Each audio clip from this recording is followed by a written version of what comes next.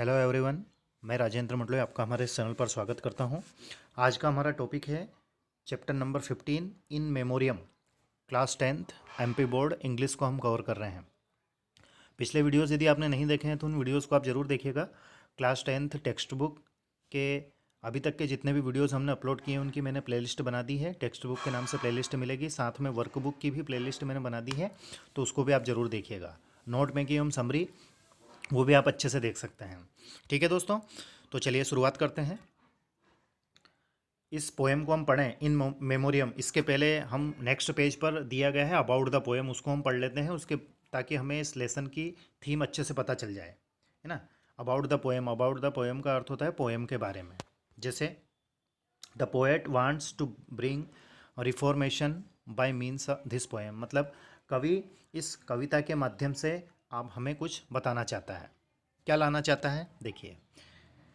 He wants that we should give up all the bad things, वह चाहता है कि हम बुरी चीज़ों का त्याग कर दें। यहाँ पर एक फ्रेज आया है गिव अप।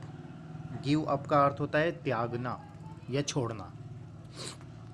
अगला है and adapt new good things, और नई चीज़ों को हम ले लें, बुरी चीज़ों को छोड़ें और अच्छी चीज़ों को ले लें।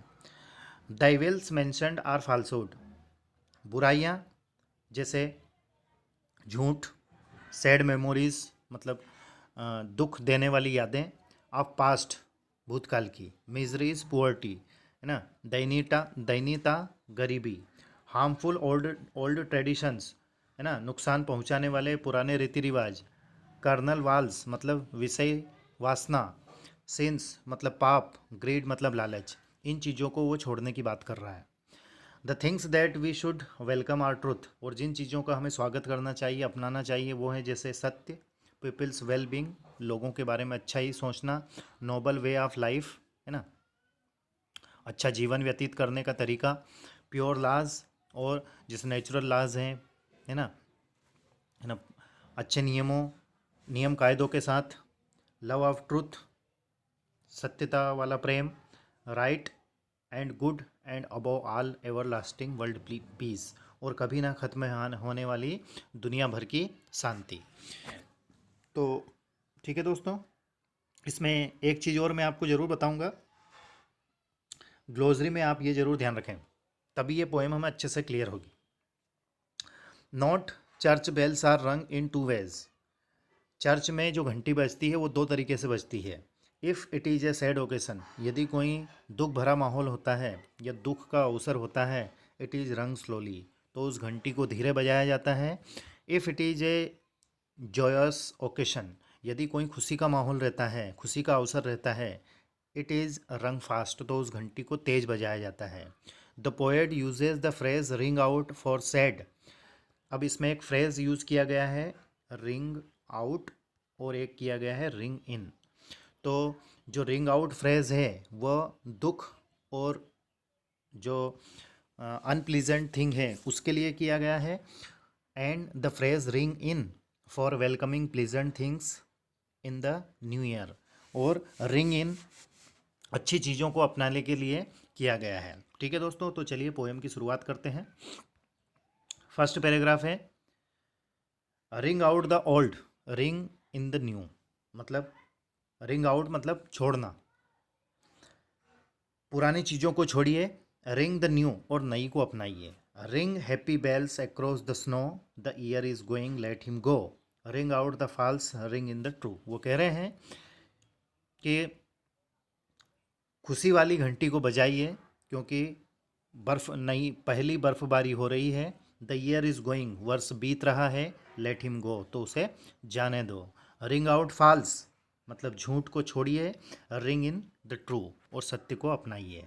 रिंग आउट मतलब त्याग देना, छोड़ देना, और रिंग इन मतलब अपना लेना।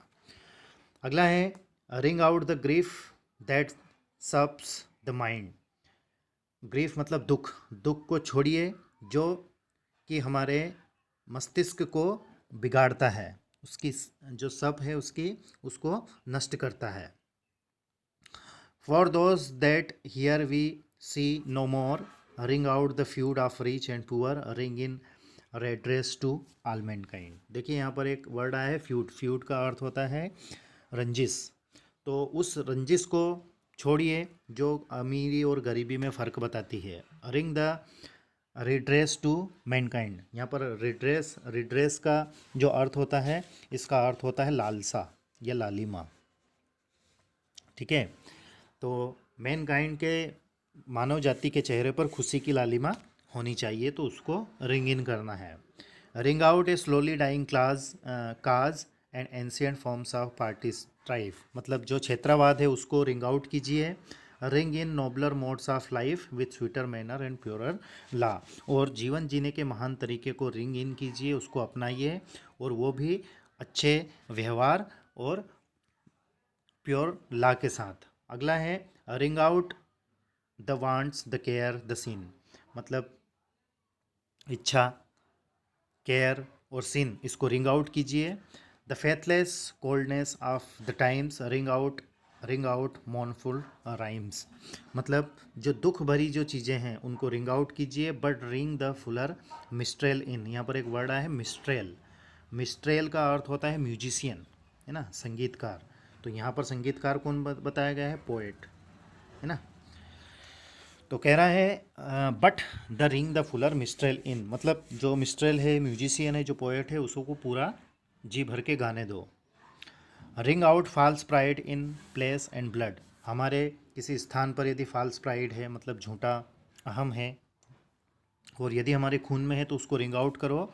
The civic slender and the spite ring in love of truth and right ring in the common love of good, मतलब जो ईगो है, घमंड है, उसको रिंग आउट कीजिए। और जो फॉल्स स्पोकन है ना, फॉल्स स्पोकन स्टेटमेंट, यहाँ पर एक वर्ड आया है स्लेंडर, तो स्लेंडर का अर्थ होता है ए फॉल्स स्पोकन स्टेटमेंट, उसको क्या करना है? रिंग आउट करना है। और सत्य और सही चीज़ें जो हैं, प्रेम है, इनको रिंग इन करना है। लास्ट पैराग्राफ है ring out old shapes of full disease, है ना, फुल डिसीज़ जो हैं उनको रिंग आउट करना है। Ring out the narrowing lust of gold, मतलब पैसा कमाने की जो संकीर्ण सोच है, जो वासना है, लस्ट है, भावना है, उसको रिंग आउट करना है। Ring out the thousands wars of old, पुराने झगड़ों को, पुरानी लड़ाइयों को रिंग आउट करना है। Ring in 1000 years of peace, और कई वर्षों तक जो शांति बनी रहे उसको रिंग इन करना है। ठीक है दोस्तों, इस पोएम को अल्फ्रेड लॉर्ड टेनिसन ने लिखा है। तो आपको ये वीडियो कैसा लगा आप कमेंट्स करके ज़रूर बताएं, साथ ही आपके फ्रेंड्स, रिलेटिव, क्लासमेट्स के पास इस वीडियो को शेयर करना ना भूलें। Thank you very much for watching, take care of your self.